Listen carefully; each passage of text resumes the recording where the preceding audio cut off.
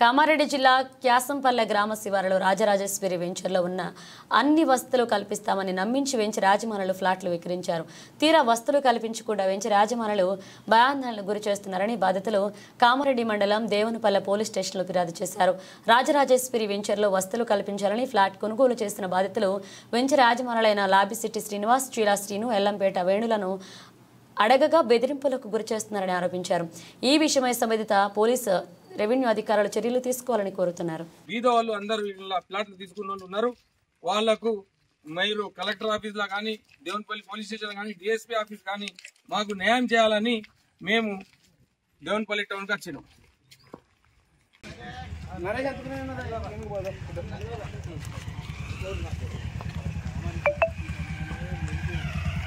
దాన్ని ఇంకా నెగిటివ్గా తీసుకోవద్దు. పాజిటివ్ అయ్యేటప్పుడు మేము బాగుపడేది ఎప్పుడు మీరు కొంచెం పాజిటివ్గా తీసుకోలేదు కదా.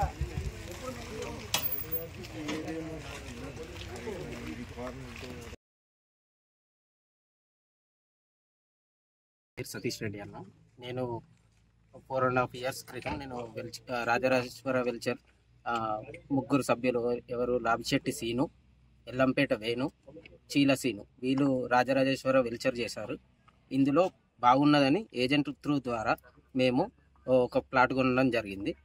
దాన్ని డిటిసిపి లేఅవుట్ ప్రకారం చూపెట్టి రోడ్లు ఒక అద్దాల మీడ లెక్క చూపెట్టారు. దాన్ని చూపెట్టిన తర్వాత దాని డెవలప్మెంట్ గురించి అడగడానికి వెళ్తే మా మీదే రిటర్న్ కేసులు పెడతామంటారు. వాళ్ళు మా మీదే దౌర్జన్యానికి దిగుతారు. చీల సీను అనే వ్యక్తి మా మీద దౌర్జన్యానికి ఏంటి కేసు పెడతామని బెదిరిస్తున్నాడు. అందుకే కావున మేము డెవలప్మెంట్ చేయడానికి అడగడానికి వెళ్తే కూడా మా ఏజెంట్లను కూడా బెదిరిస్తున్నాడు. మేము దాని డెవలప్మెంట్ కావాలని మేము కోరుకుంటున్నాం. మేము 5 లక్షల రూపాయలు పెట్టి కొన్నామండి. ఇప్పుడు 2 లక్షలకు అడుగుతున్నారు. దాన్ని చేయలేకపోవడం వల్లనే దాని రేట్ దిగిపోవడం జరిగింది. దాని కావున మేము పిఎస్ లో దాని గురించి పిఎస్ లో కంప్లైంట్ ఇవ్వడానికి వెళ్ళాము. దయచేసి దీన్ని డెవలప్మెంట్ చేయాలని. రాజరాజేశ్వర వెంచర్, ఆ వెంచర్ లోపల మేము 120 ప్లాట్ చేసినాం.